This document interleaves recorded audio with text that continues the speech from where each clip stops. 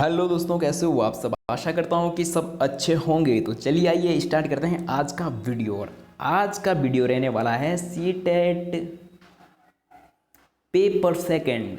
और paper second में आज करने वाले हैं हम सामाजिक अध्ययन के 60 प्रश्नों को सॉल्व करने वाले हैं। तो दोस्तों स्टार्ट करते हैं पहले प्रश्न से। तो दोस्तों प्रश्न नंबर 31 से क्या है, सामाजिक अध्ययन शुरू हो जाता है। पहला प्रश्न है, सामाजिक विज्ञान के शिक्षण में चित्र कथा पट के प्रयोग के लिए सबसे महत्वपूर्ण कारक क्या है। ऑप्शन फर्स्ट है घटनाओं का वर्णन, सेकंड है पाठ्य पुस्तक को आकर्षक बनाना, और थर्ड है एक पक्षीय सूचना को प्रदान करना, और फोर्थ है दिए गए वृत्तांत पर चर्चा को प्रोत्साहित करना। तो दोस्तों इसका जो सही आंसर हो जाएगा वो हो जाएगा ऑप्शन नंबर 4, इसका सही आंसर हो जाएगा। तो चलिए बढ़ते हैं अगले प्रश्न की ओर। अगला दोस्तों प्रश्न है वो है, भारतीय संसद की भूमिका एवं कार्यप्रणाली की समझ को विकसित करने के लिए निम्नलिखित में से कौन सा उचित क्रियाकलाप है। ऑप्शन फर्स्ट है कार्यों एवं जिम्मेदारियों का प्रवाह आरेख, और सेकंड है संसद के अवरोध पर समाचार पत्र के लेखन पर चर्चा, और थर्ड है युवा संसद का आयोजन, और फोर्थ है विषय वस्तु का पठन। तो दोस्तों इसका जो सही आंसर हो जाएगा, जब सीटेट ने रिवाइज आंसर की जारी की तो उसमें उन्होंने फर्स्ट और थर्ड दोनों को ही सही उत्तर माना था। तो चलिए बढ़ते हैं अगले प्रश्न की ओर। अगला जो दोस्तों प्रश्न है, प्रश्न थोड़ा सा बड़ा है तो प्रश्न के आकार को हम थोड़ा सा छोटा कर देंगे जो आपको प्रश्न को पढ़ने में दिक्कत ना हो। तो दोस्तों प्रश्न है, एक शिक्षिका विद्यार्थियों को सुझाव देती है कि वे एक तालिका को बनाएं जिसमें उनके द्वारा एक सप्ताह में उपयोग किए जाने वाले पानी की बाल्टियों की संख्या लिखी गई हो। इस गतिविधि के बाद वे पानी के प्रयोग और संरक्षण के बारे में चर्चा शुरू करती है। शिक्षिका कक्षा में किस प्रकार के अधिगम को प्रोत्साहित कर रही है। तो दोस्तों ऑप्शन फर्स्ट है समस्या समाधान विधि, और सेकंड है पूछताछ विधि, और थर्ड है निगमनात्मक विधि, और फोर्थ है वृत्त अध्ययन विधि। तो दोस्तों इसका जो सही आंसर हो जाएगा वो हो जाएगा ऑप्शन नंबर 2, इसका सही उत्तर हो जाएगा पूछताछ विधि। तो चलिए दोस्तों बढ़ते हैं अगले प्रश्न की ओर। अगला जो दोस्तों प्रश्न है, प्रश्न को थोड़ा सा बड़ा कर लेंगे। अगला जो दोस्तों प्रश्न है सबसे उचित विकल्प को रिक्त स्थान में भरिए। ज्ञान और विचार को व्यवस्थित करने के लिए अवधारणात्मक संसाधन में समय रेखा सारांश डैश डैश और सम्मिलित है। तो दोस्तों हमारे लिए पास ऑप्शन दिए हैं सूचना मानचित्र और अवधारणा मानचित्र, और सेकंड है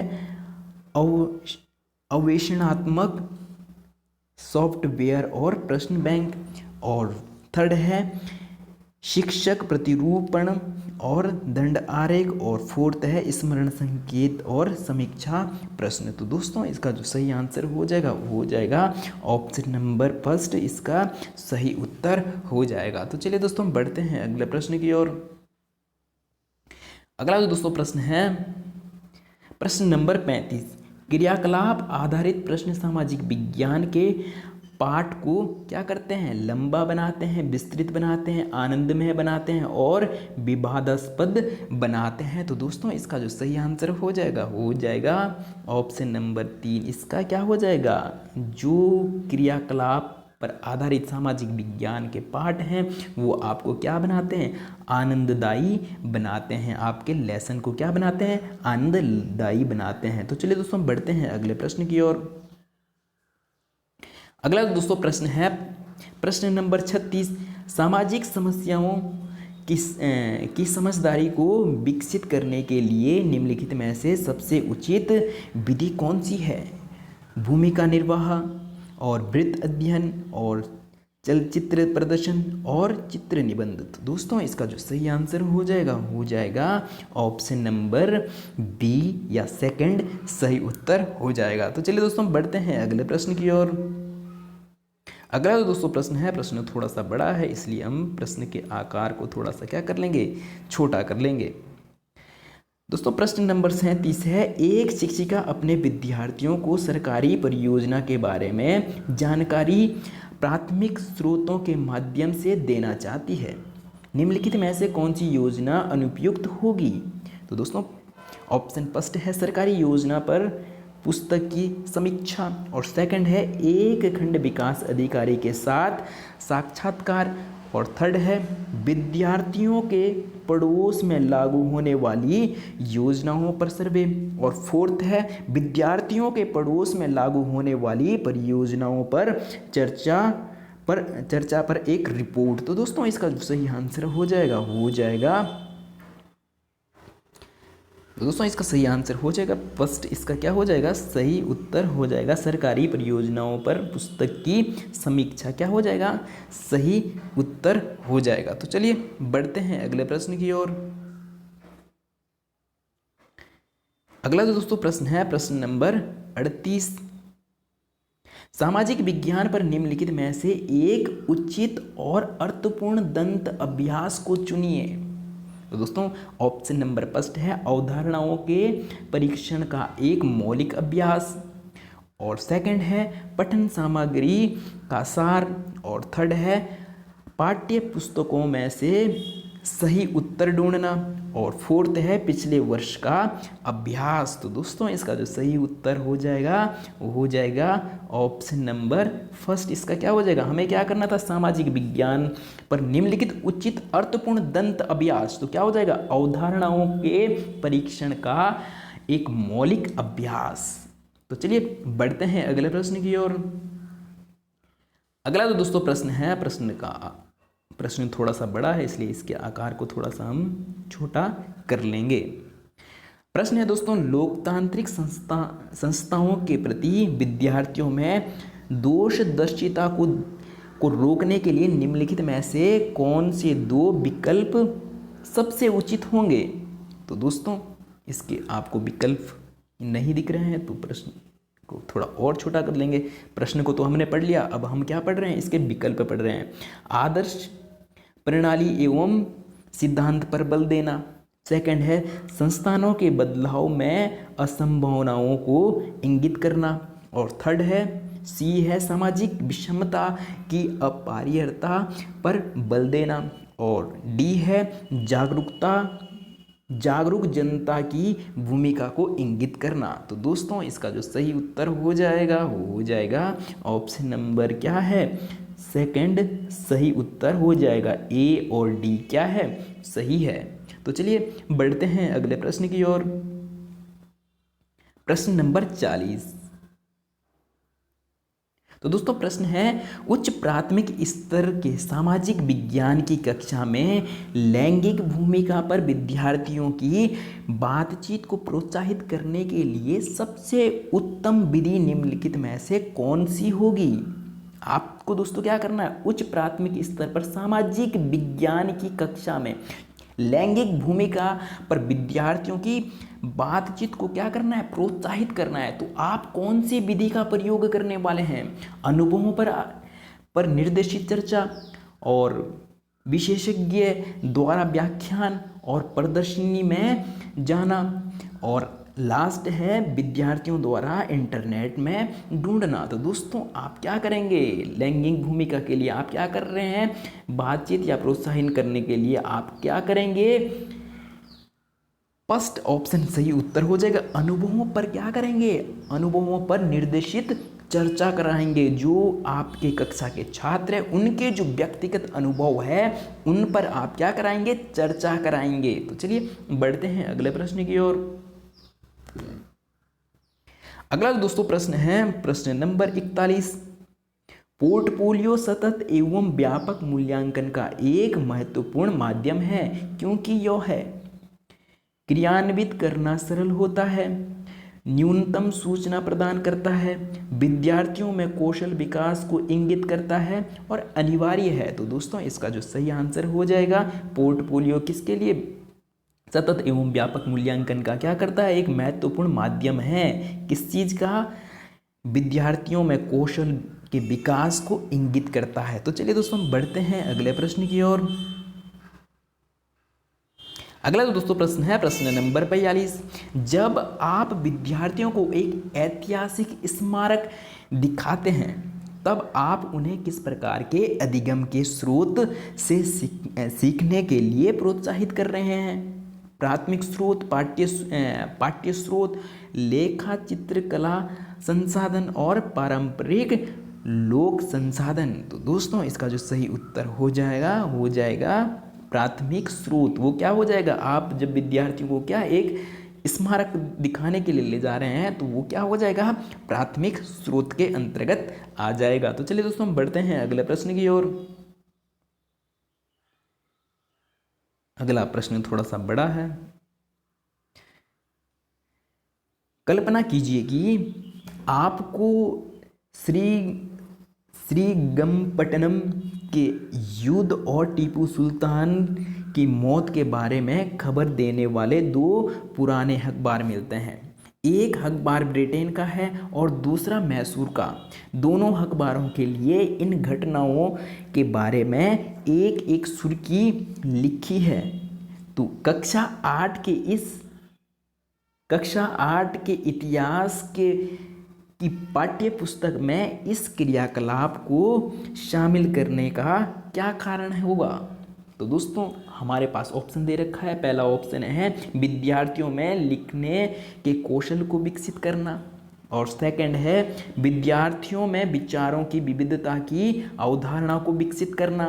फोर्थ है ब्रिटेन द्वारा राज्य में मिलाए जाने की अभिलेख तैयार करना, और फोर्थ है दोस्तों लोगों को ब्रिटिश नीतियों के बारे में बताना। तो दोस्तों इसका जो सही आंसर हो जाएगा ऑप्शन नंबर सेकंड। इसका क्या हो जाएगा, सही उत्तर हो जाएगा विद्यार्थियों में विचारों की विविधता की अवधारणा को विकसित करना। तो दोस्तों दो प्रकार की विचारधारा हो जाएगी। एक तो वो क्या है, अंग्रेजों ब्रिटेन द्वारा अखबार, और दूसरा क्या है, मैसूर द्वारा निकाला गया अखबार। तो दो अखबारों को जब वो पढ़ेंगे तो क्या है, उनमें विचारों की जो विविधता है, विविधता की अवधारणा क्या हो जाएगी, विकसित हो जाएगी। तो चलिए दोस्तों हम बढ़ते हैं अगले प्रश्न की ओर।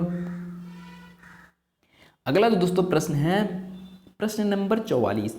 राष्ट्रीय पाठ्यचर्या की रूपरेखा 2005 सामाजिक विज्ञान के संदर्भ में सुझाती है कि बच्चे के विद्यालय जीवन का मेल है।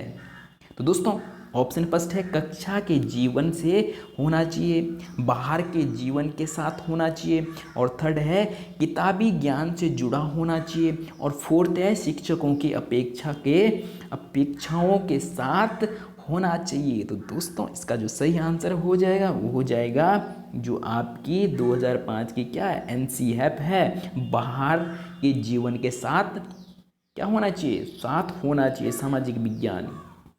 तो दोस्तों राष्ट्रीय पाठ्यचर्या की रूपरेखा जो 2005 की है उसके अनुसार क्या होना चाहिए, विद्यार्थी क्या है, बाह्य जीवन से क्या होना चाहिए, के साथ जुड़ा हुआ होना चाहिए। ये नहीं कि आप बस किताबी तोता बना रहे हो।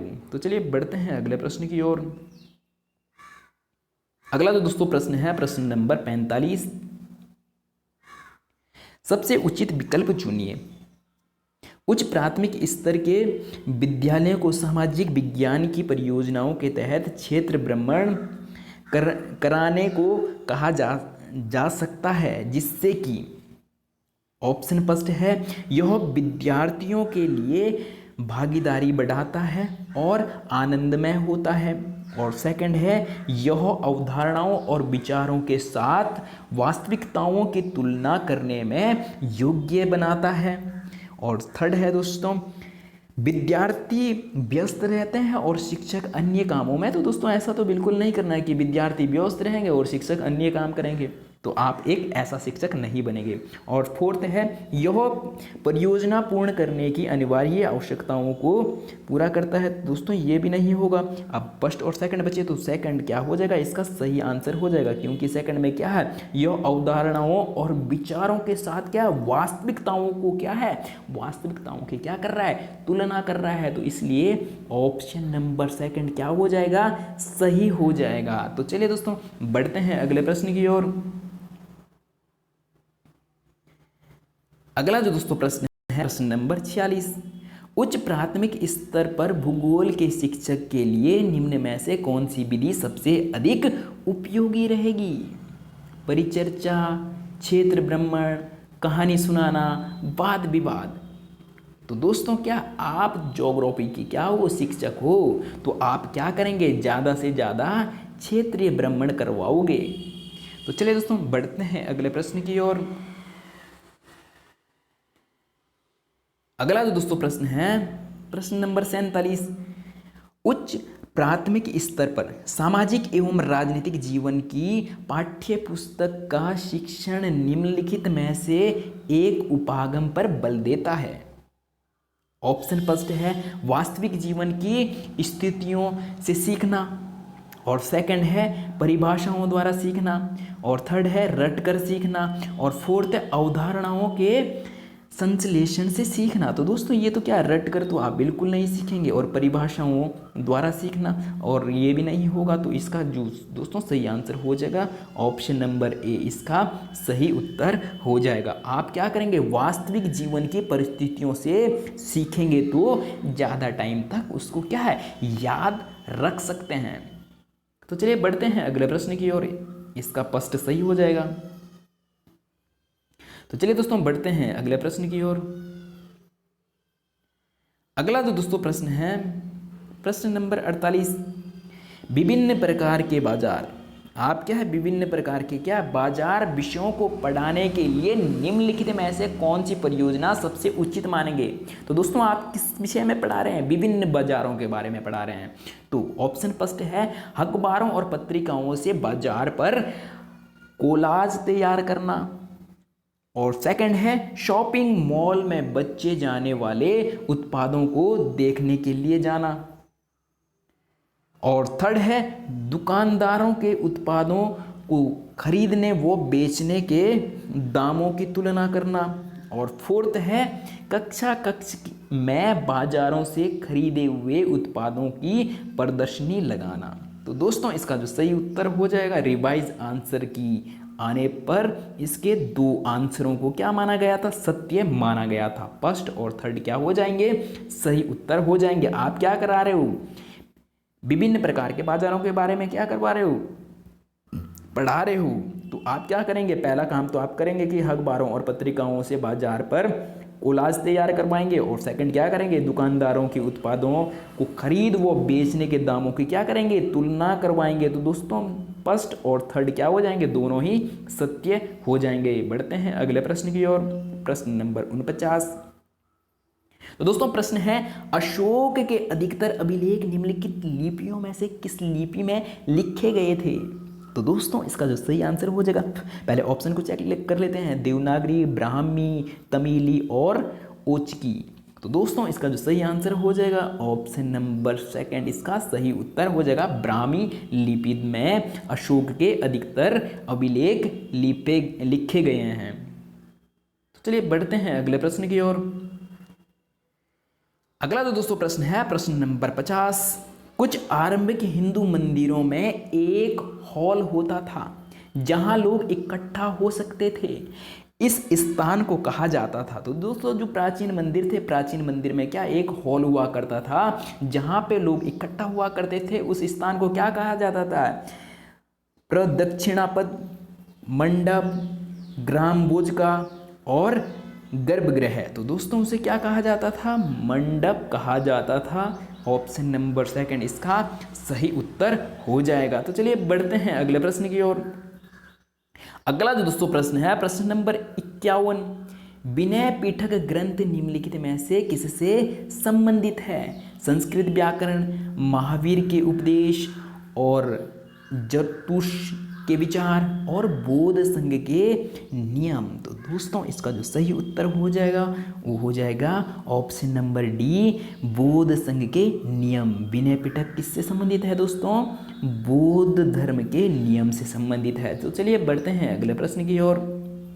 अगला जो दोस्तों प्रश्न है प्रश्न नंबर 52, राजा हर्षवर्धन के दरबारी कवि बाणभट्ट ने उनकी जीवनी हर्षचरित निम्न भाषाओं में से किस में लिखी थी?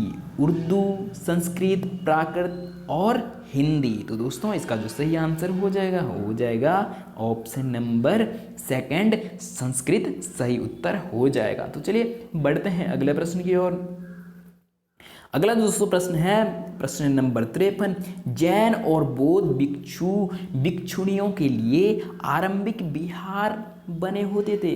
तो दोस्तों जो ये जैन और बौद्ध धर्म के क्या है, भिक्षु और भिक्षुणियाँ, ये क्या है, साल के अधिकतर समय क्या है, एक स्थान से दूसरे स्थान तक उपदेश देने के लिए जाते रहते हैं। लेकिन बरसात के समय ये क्या कर लेते हैं, एक विहार बना लेते हैं। जब नदियाँ और नाले क्या है, ज़्यादा बहाव होता है नदियों और नालों में, तो उस समय क्या है, ये एक स्थान पर जहाँ रुकते हैं उसी को दोस्तों क्या कहते हैं, विहार कहते हैं। तो ये प्रारंभिक विहार किस चीज़ के बने होते थे, लकड़ी के बने होते थे। तो इसका ऑप्शन नंबर ए दोस्तों सही उत्तर हो जाएगा। तो चलिए दोस्तों बढ़ते हैं अगले प्रश्न की ओर। अगला दोस्तों प्रश्न है प्रश्न नंबर 54। कन्नौज पर लंबे समय तक त्रिपक्षीय संघर्ष किन 3 राजवंशों के बीच चला। तो दोस्तों गुर्जर प्रतिहार, पाल और चोल, राष्ट्रकूट, चोल और पाल, गुर्जर प्रतिहार और राष्ट्रकूट और चोल, और पाल, राष्ट्रकूट और गुर्जर प्रतिहार। तो दोस्तों इसका जो सही आंसर हो जाएगा ऑप्शन नंबर सी, क्योंकि चोल क्या नहीं थे, इसमें सम्मिलित नहीं थे। चोल वंश क्या है, कन्नौज से इसकी दूरी ज़्यादा थी, और बाकी ये क्या थे, तीनों ही कन्नौज के नज़दीक थे, और चोल क्या है, कन्नौज से बहुत दूर था। तो इसलिए इसने क्या है, इसमें भाग नहीं लिया त्रिपक्षीय संघर्ष में। हर्षवर्धन की मृत्यु के बाद क्या चला, कन्नौज के लिए संघर्ष। ये किन किन के बीच चला, पाल, राष्ट्रकूट और गुर्जर प्रतिहार के बीच चला। तो चलिए दोस्तों बढ़ते हैं अगले प्रश्न की ओर। अगला जो दोस्तों प्रश्न है, सूफी मत के अनुसार खानकाहों से अभिप्राय है नाम का गुणगान करना, नीति कथाओं पर चर्चा करना, वे स्थान जहाँ सूफी संत बैठकों का आयोजन करते थे, और फोर्थ है एक विशेष प्रकार का गाना। तो दोस्तों इसका जो सही उत्तर हो जाएगा ऑप्शन नंबर सी, इसका सही उत्तर हो जाएगा। तो चलिए बढ़ते हैं अगले प्रश्न की ओर। अगला दोस्तों प्रश्न है प्रश्न नंबर 56। चोल मंदिरों के विषय में निम्न कथनों में से कौन सा सत्य है। चोल मंदिर प्राय अपने आसपास विकसित होने के वाली केवल ग्रामीण बस्तियों का केंद्र बन गए। और सेकंड है दोस्तों, जनसाधारण द्वारा दी गई भूमि से चोल मंदिर संपन्न हो गए। और दोस्तों थर्ड है, चोल मंदिर आर्थिक, सामाजिक और सांस्कृतिक जीवन के केंद्र थे। और फोर्थ है, लोह प्रतिमाओं का निर्माण चोल मंदिर की मुख्य विशेषता थी। तो दोस्तों इसका जो सही उत्तर हो जाएगा ऑप्शन नंबर 3, इसका सही ऑप्शन हो जाएगा। जो चोल मंदिर थे वो क्या है, चोल मंदिर आर्थिक, सामाजिक और सांस्कृतिक जीवन के क्या बन गए थे, केंद्र बन गए थे। तो इसलिए क्या ऑप्शन नंबर 3 इसका सही उत्तर हो जाएगा। तो चलिए बढ़ते हैं अगले प्रश्न की ओर और देखते हैं प्रश्न नंबर 57 को। तो दोस्तों प्रश्न है, दिल्ली सल्तनत के सुल्तानों के लिए लिखी गई त्वारीख के विषय में निम्न कथन में से कौन सा सही है। तो दोस्तों फर्स्ट है, ये दिल्ली सल्तनत की प्रशासनिक भाषा उर्दू में लिखी गई। और सेकंड है, त्वारीख उन लोगों द्वारा लिखी गई जो शायद ही नगरों में रहे। और थर्ड है, त्वारीख के लेखक शासकों को अच्छे शासन की आवश्यकता और न्यायसंगत शासन पर बल देते थे। और फोर्थ है दोस्तों, लेखकों द्वारा त्वारीख सुल्तानों से ढेर सारे इनामों के लिए नहीं लिखी जाती थी। तो लिखी जाती थी दोस्तों, ढेर सारे इनामों के लिए लिखी जाती थी। तो दोस्तों इसका जो सही उत्तर हो जाएगा ऑप्शन नंबर 3, इसका क्या हो जाएगा, सही उत्तर हो जाएगा। दिल्ली सल्तनत में त्वारीख क्या करती थी, त्वारीख किन विषयों में क्या जानकारी देता था, त्वारीख से हम क्या करते थे, त्वारीख के लेखक शासकों को अच्छे शासन की आवश्यकताओं और न्याय संगत शासन पर बल देते थे। तो चलिए दोस्तों हम बढ़ते हैं अगले प्रश्न की ओर। अगला तो दोस्तों प्रश्न है प्रश्न नंबर 58। 19वीं सदी में निम्नलिखित में से किसने कुरान शरीफ की आयतों का हवाला देकर महिलाओं की शिक्षा के लिए तर्क दिए? तो दोस्तों इसका जो सही आंसर, पहले ऑप्शन को चेक कर लेते हैं। सैयद अहमद खां, जियाउद्दीन बरानी और रुकया सखावत हुसैन और मुमताज़ अली। तो दोस्तों इसका जो सही आंसर हो जाएगा, आयतों का हवाला किसने दिया? मुमताज़ अली ने। और जो शेखावत है, इन्होंने क्या किया? मुस्लिम महिलाओं के लिए कलकत्ता और पटना में क्या खोले? स्कूल खोले, विद्यालय खोले। तो दोस्तों इसका तो सही आंसर क्या हो जाएगा? आपका ऑप्शन नंबर डी इसका सही उत्तर हो जाएगा। और रुकया शेखावत ने क्या करे? पटना और कलकत्ता में मुस्लिम महिलाओं के लिए विद्यालय खोले। तो चलिए बढ़ते हैं अगले प्रश्न की ओर। इसका सही उत्तर हो जाएगा ऑप्शन नंबर 4। तो चलिए अगले प्रश्न की ओर। अगला प्रश्न नंबर 59। कक्षा में विद्यार्थियों को खुली पुस्तक अभ्यास करवाने के लिए के उचित कारण को चुनिए। ऑप्शन फर्स्ट है दोस्तों, पाठ को विस्तृत रूप से याद करना।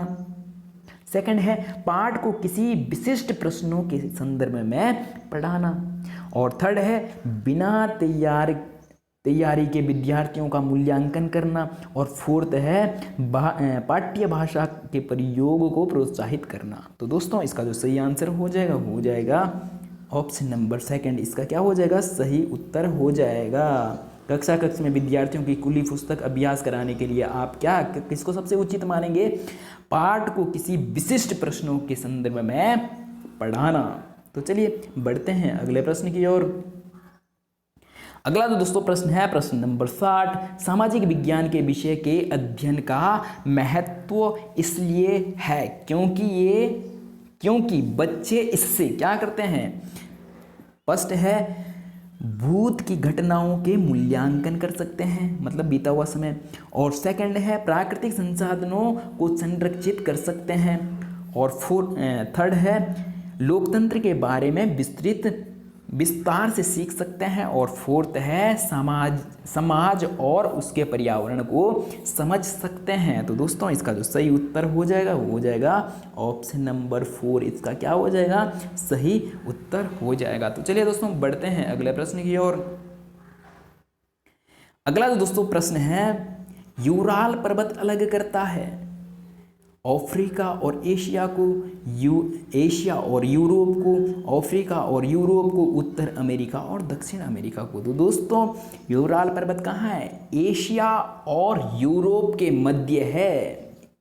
यूरोप और एशिया के मध्य कौन सा पर्वत है? यूराल पर्वत। तो ये कौन से दो महाद्वीपों को अलग करेगा? तो दोस्तों किसको करेगा? एशिया और यूरोप को कौन सा पर्वत अलग करता है? यूराल पर्वत एशिया और यूरोप महाद्वीपों को अलग करता है। तो चलिए दोस्तों बढ़ते हैं अगले प्रश्न की ओर। अगला दोस्तों प्रश्न है प्रश्न नंबर 62। भूपर्पट्टी में वो स्थान जहाँ से भूकंपीय तरंगे आरंभ होती है उसे कहा जाता है केंद्र, उद्गम केंद्र और अधिकेंद्र और क्रेटर। तो दोस्तों इसका जो सही आंसर हो जाएगा ऑप्शन नंबर सेकंड, उद्गम केंद्र सही उत्तर हो जाएगा। तो चलिए बढ़ते हैं अगले प्रश्न की ओर। अगला जो दोस्तों प्रश्न है प्रश्न नंबर 63। वायुमंडल की निम्नलिखित परतों में से कौन सी परत हवाई जहाज उड़ाने के लिए सबसे आदर्श है? तो दोस्तों ऑप्शन है क्षोभ मंडल, समताप मंडल, मध्य मंडल और ताप मंडल। तो इसका सही उत्तर हो जाएगा समताप मंडल। क्या है? वायुयान को उड़ाने के लिए क्या है? सबसे आदर्श माना जाता है। और सबसे आदर्श क्यों माना जाता है? क्योंकि समताप मंडल में क्या है? बादल नहीं होते हैं और यहाँ पे क्या है? मौसम एकदम साफ रहता है। यहाँ पे स्वच्छ, हम ये कह सकते हैं कि यहाँ पे जो वातावरण है वो एकदम साफ रहता है। और जबकि अगर हम बात करें क्षोभ मंडल की, तो क्षोभ मंडल में मौसम से संबंधित जितनी भी घटनाएं होती हैं वो क्षोभ मंडल में होती है। और वायुयान को उड़ाने के लिए सबसे आदर्श कौन सा मंडल रहेगा? समताप मंडल इसका सही उत्तर हो जाएगा। तो चलिए बढ़ते हैं अगले प्रश्न की ओर। अगला दोस्तों प्रश्न है प्रश्न नंबर 64। निम्नलिखित में से पृथ्वी पर तापमान के वितरण को प्रभावित करने वाला सबसे महत्वपूर्ण कारक कौन सा है? सूर्य तपन और सौर विकिरण, पार्थिव विकिरण, समुद्र से दूरी। तो दोस्तों इसका जो सही आंसर हो जाएगा ऑप्शन नंबर फर्स्ट सही उत्तर हो जाएगा। तो चलिए चलते हैं अगले प्रश्न की ओर। अगला जो दोस्तों प्रश्न है प्रश्न नंबर 65। अमेजन बेसिन के संबंध में निम्नलिखित कथन में से कौन सा सही है? तो फर्स्ट है अमेजन बेसिन भूमध्य रेखीय प्रदेश में आता है। और सेकंड है अमेजन नदी भूमध्य रेखीय प्रदेश से होकर पश्चिम दिशा की ओर बहती है। और थर्ड है अमेजन नदी डेल्टा का निर्माण करती है जो मैंग्रोव वन से ढका है। और फोर्थ है दोस्तों अमेजन नदी basin Brazil, Peru, Bolivia, Argentina के भागों से अपवाहित होता है। तो दोस्तों इसका जो सही उत्तर हो जाएगा ऑप्शन नंबर ए इसका सही उत्तर हो जाएगा, क्योंकि अमेजन बेसिन भूमध्य रेखीय प्रदेश में आती है। तो चलिए बढ़ते हैं अगले प्रश्न की ओर। अगला जो दोस्तों प्रश्न है प्रश्न नंबर 66। विश्व में भारत का सबसे ऊंचा सड़क मार्ग निम्नलिखित में से कौन सा है? ऑप्शन फर्स्ट है ईटानगर और पीसी घाट, और सेकंड है मनाली लेह, और थर्ड है शिलोंग सिलचर, और फोर्थ है उधमपुर श्रीनगर। तो दोस्तों इसका जो सही उत्तर हो जाएगा वो हो जाएगा ऑप्शन नंबर सेकंड मनाली और लेह। चलिए बढ़ते हैं अगले प्रश्न की ओर। अगला जो दोस्तों प्रश्न है प्रश्न नंबर 67। भूसंकलन को नियंत्रित करने के लिए निम्नलिखित में से न्यूनीकरण क्रियाविधि कौन सी नहीं है? तो दोस्तों हमने क्या देखना है, कौन सी विधि नहीं है।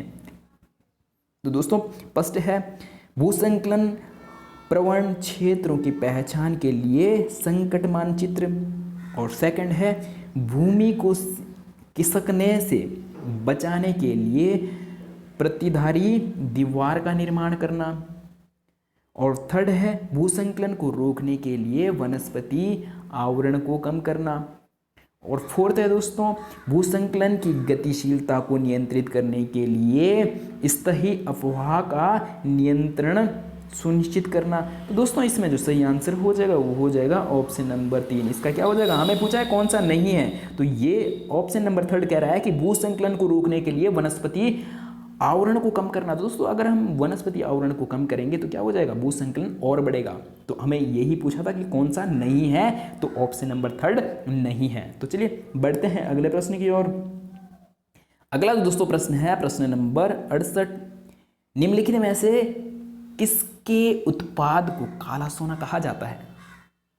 ऑप्शन फर्स्ट है कोयला, सोना, पेट्रोलियम, तांबा। तो दोस्तों इसका जो सही उत्तर हो जाएगा ऑप्शन नंबर 3 पेट्रोलियम को क्या कहा जाता है, काला सोना कहा जाता है। कोयले के उत्पाद को काला सोना, काले सोने का उत्पाद कहा जाता है। तो चलिए दोस्तों बढ़ते हैं अगले प्रश्न की ओर। अगला जो दोस्तों प्रश्न है प्रश्न नंबर 69। निम्नलिखित में से कौन सा भारत का परमाणु ऊर्जा संयंत्र नहीं है? तो दोस्तों इसका जो सही ऑप्शन देख लेते हैं, कलपक्कम, तारापुर, नरोरा और पोखरण। तो दोस्तों इसका जो सही आंसर हो जाएगा, हमें पूछा है कि कौन सा ऊर्जा संयंत्र नहीं है, इसका पोखरण क्या है, ये भारत के परमाणु ऊर्जा संयंत्र नहीं है। और कलपक्कम पड़ता आपका तमिलनाडु में, और तारापुर पड़ता है महाराष्ट्र में, और नरोरा पड़ता है दोस्तों कहाँ, उत्तर प्रदेश के बुलंदशहर में। तो चलिए बढ़ते हैं अगले प्रश्न की ओर। अगला जो दोस्तों प्रश्न है प्रश्न नंबर 70। निम्नलिखित देशों में से किसमें स्थानांतरी कृषि को मिल्पा के नाम से जाना जाता है? Bharat, Malaysia, Mexico, Brazil. तो दोस्तों इसका जो सही उत्तर हो जाएगा मैक्सिको, इसका राइट आंसर हो जाएगा। तो चलिए बढ़ते हैं अगले प्रश्न की ओर। अगला जो दोस्तों प्रश्न है, प्रश्न नंबर 71, निम्नलिखित उद्योगों में कौन सा सार्वजनिक क्षेत्र के अंतर्गत आता है? हिंदुस्तान एरोनॉटिक्स लिमिटेड और सुधा डेयरी और मारुति उद्योग limited, Tata iron and steel company limited. तो दोस्तों सार्वजनिक उद्योग के अंतर्गत कौन सा आएगा? तो ये हो जाएगा दोस्तों ऑप्शन नंबर ए, इसका सही हो जाएगा हिंदुस्तान एरोनॉटिक्स लिमिटेड, इसका सही उत्तर हो जाएगा। बाकी तो ये किसी व्यक्तिगत हो सकते हैं, किसी के निजी हो सकते हैं, लेकिन हिंदुस्तान एरोनॉटिक्स लिमिटेड इसका सही उत्तर हो जाएगा। तो चलिए बढ़ते हैं अगले प्रश्न की ओर। अगला दोस्तों प्रश्न है प्रश्न नंबर 72, ग्राम सभा के बारे में निम्नलिखित कथनों में से कौन सा सही है? ग्राम सभा के बारे में दोस्तों कौन सा कथन सत्य है? तो चेक कर लेते हैं ऑप्शन को। फर्स्ट है, यह जिले में सभी गांवों के सरपंचों की बैठक का स्थल है। तो दोस्तों ये तो नहीं होगा। और अगला है, ग्राम सभा का सचिव ग्राम सभा और ग्राम पंचायत की बैठक बुलाने तथा कार्यवाही का आलेख रखने के लिए उत्तरदायी होता है। अगला चेक कर लेते हैं, सभी ग्राम पंचायतों की विकास संबंधी योजनाएं ग्राम सभा में पुनरीक्षण किया जाता है।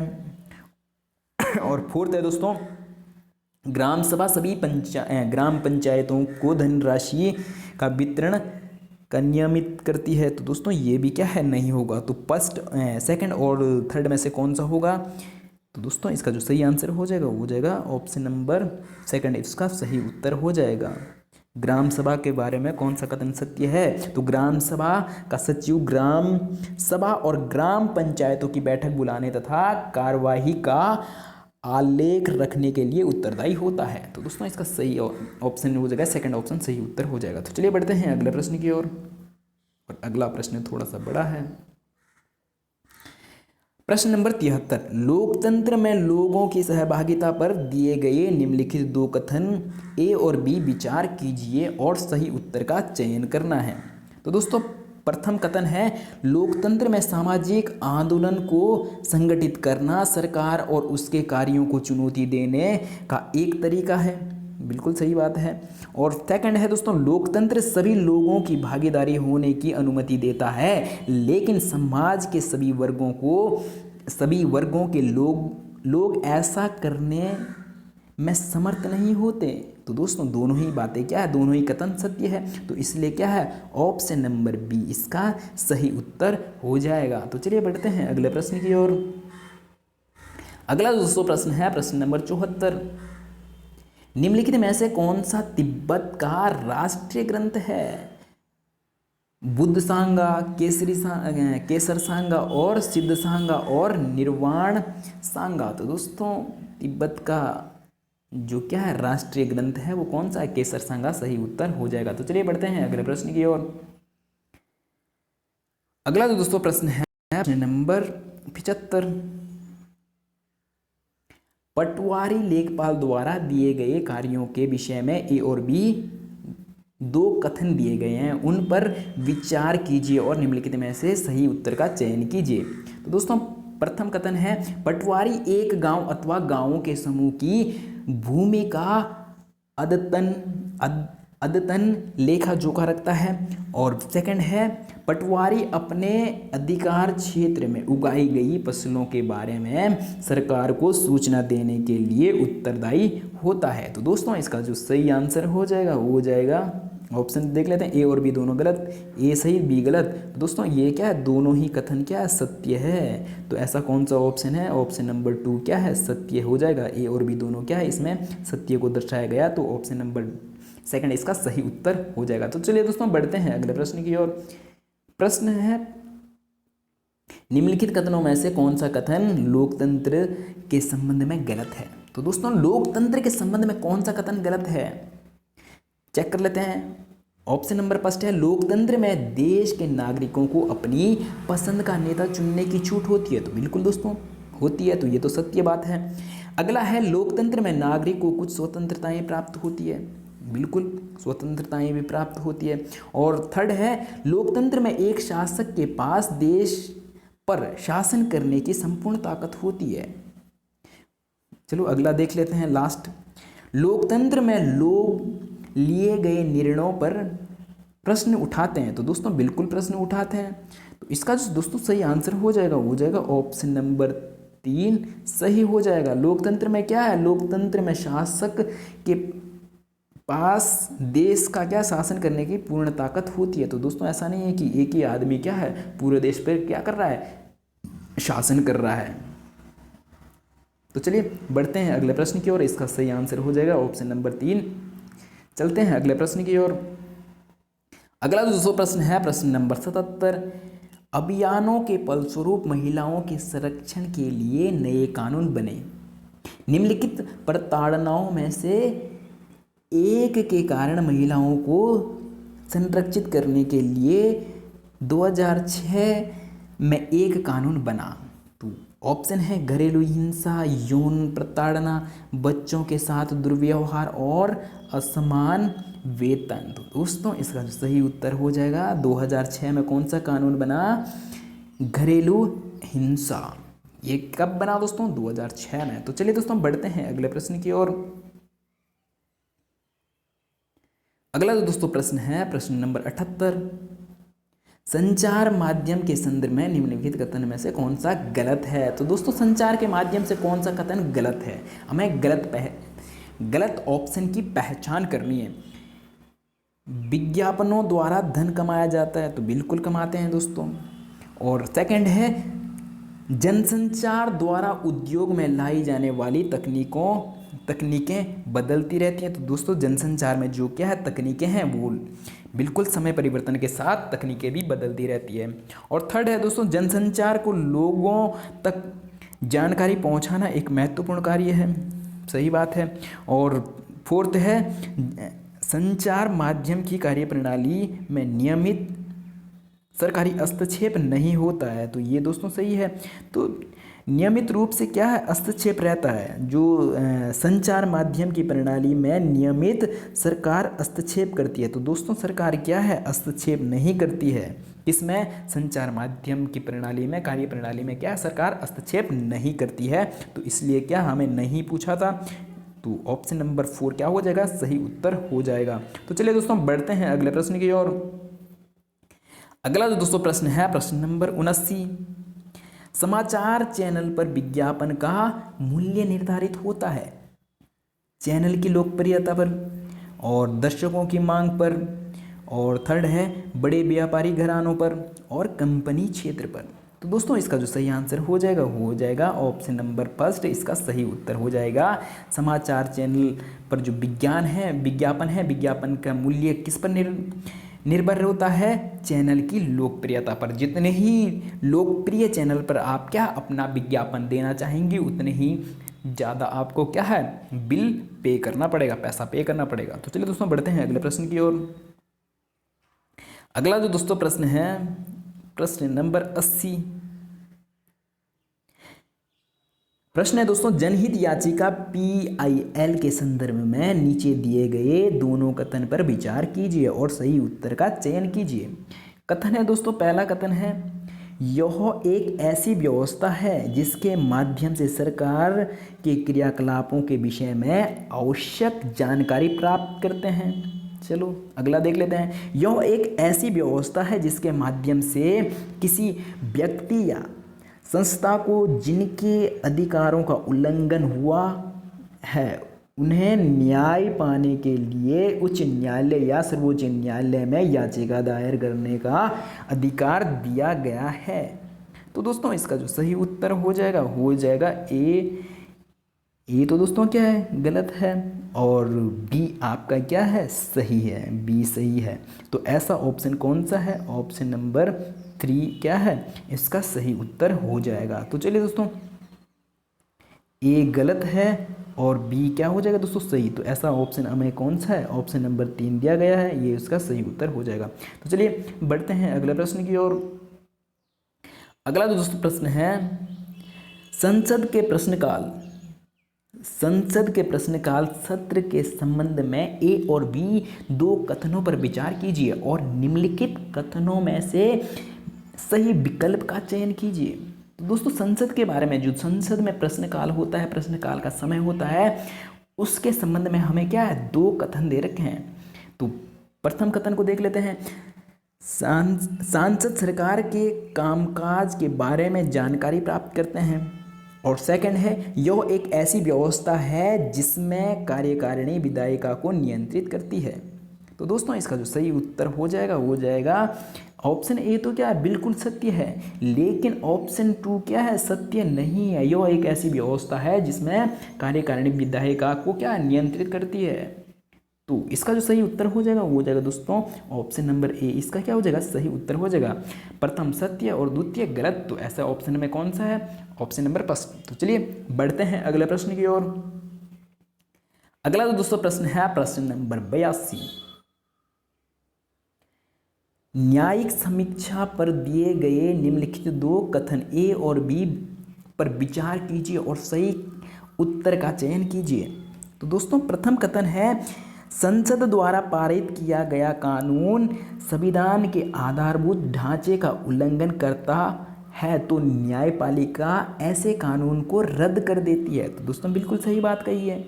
और सेकंड है, कोई विधेयक न्यायपालिका के द्वारा पास किए बिना कानून नहीं बनता है। तो दोस्तों न्यायपालिका तो नहीं करती है ना किसी विधेयक को पास, तो ये क्या हो जाएगा, गलत हो जाएगा। तो ऐसा कौन सा ऑप्शन है, प्रथम सही और द्वितीय गलत। तो दोस्तों इसका जो सही आंसर हो जाएगा वो फर्स्ट ही इसका क्या हो जाएगा, सही उत्तर हो जाएगा। तो ये बात सही है और ये गलत है। तो ऐसा ऑप्शन कौन सा है, प्रथम ऑप्शन। तो चलिए बढ़ते हैं अगले प्रश्न की ओर। अगला दोस्तों प्रश्न है प्रश्न नंबर 82। भारतीय संविधान के अनुसार भारतीय धर्मनिरपेक्ष राज्य के बारे में निम्नलिखित कथनों में से कौन सा गलत है। तो दोस्तों जो हमारा भारत है, भारत कैसा राज्य है या कैसा देश है, धर्मनिरपेक्ष देश है। तो इसके धर्मनिरपेक्ष के सापेक्ष कौन सा कथन गलत दिया गया है। तो हमें गलत कथन का क्या करना है, पहचान करनी है। तो चलिए दोस्तों ऑप्शन को चेक करते हैं। भारत राज्य किसी एक विशिष्ट धार्मिक समूह द्वारा शासित नहीं है। तो बिल्कुल सही बात है कि जो भारत राज्य है ये किसी एक धर्म द्वारा, विशिष्ट धर्म द्वारा शासित नहीं है। तो यहाँ क्या सभी धर्म क्या समान है। अगला जो ऑप्शन है वह है, राज्य किसी धर्म विशेष को न तो थोपेगा और न ही लोगों की धार्मिक स्वतंत्रता को छीनेगा। तो बिल्कुल सही बात है दोस्तों। ऑप्शन थर्ड है, राज्य सरकारी संस्थानों को धर्म विशेष के विशिष्ट मूल्यों को प्रदर्शित करता है। तो दोस्तों राज्य क्या है, राज्य संस्थानों को विशेष धर्म के विशिष्ट मूल्यों को क्या प्रदर्शित नहीं करता है और क्या प्रोन्नत करने की अनुमति प्रदान करता है। तो दोस्तों ये क्या हो जाएगा, गलत हो जाएगा। चलिए अगला भी चेक कर लेते हैं। राज्य धर्म से एकदम पृथक है। तो दोस्तों हाँ, राज्य क्या धर्म से एकदम पृथक है। पृथक क्यों है, क्योंकि किसी भी मतलब जो हमारा राज्य है, हमारा देश है, इसका क्या अपना कोई धर्म नहीं है, तो धर्म से एकदम पृथक हो गया। परंतु वह धर्म से एक निश्चित दूरी बनाता है। बिल्कुल सही बात है। दोस्तों इसका हमें क्या पूछा है, कौन सा गलत है। तो गलत कौन सा है, ऑप्शन नंबर थर्ड क्या है, गलत है। और गलत ही यहाँ पे क्या हो जाएगा, सही हो जाएगा। तो चलिए बढ़ते हैं अगले प्रश्न की ओर। अगला जो दोस्तों प्रश्न है प्रश्न नंबर 84।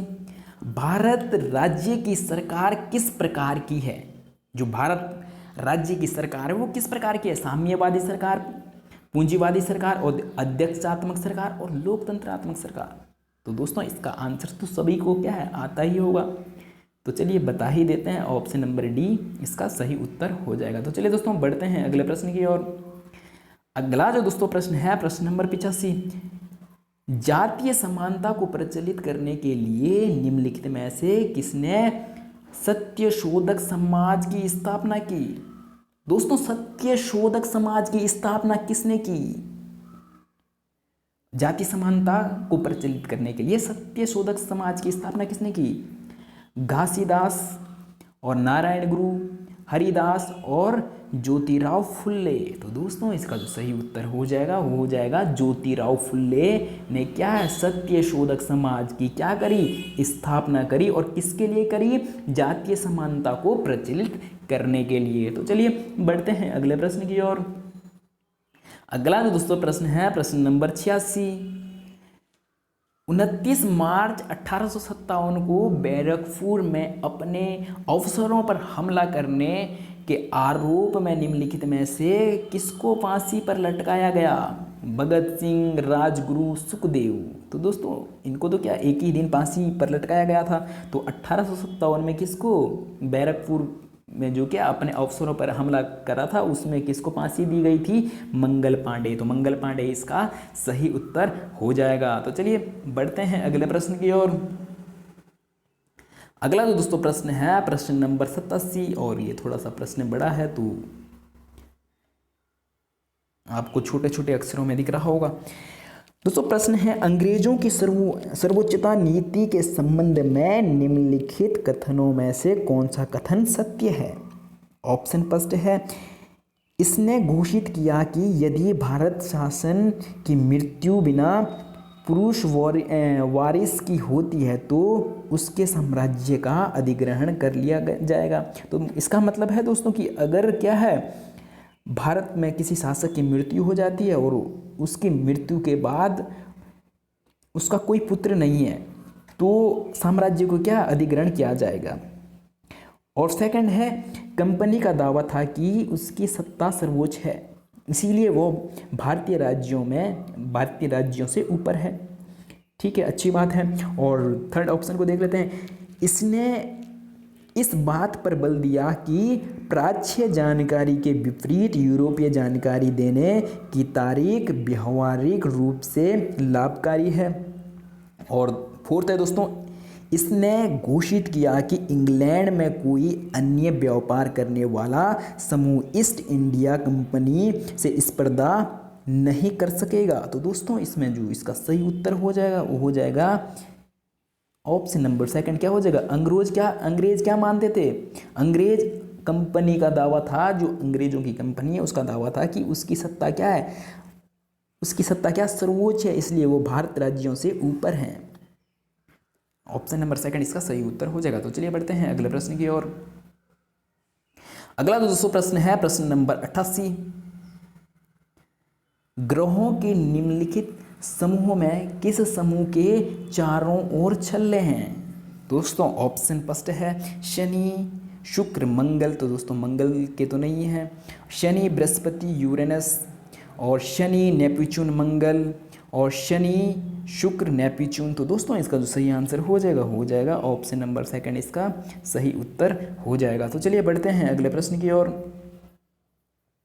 अगला जो दोस्तों प्रश्न है प्रश्न नंबर 89।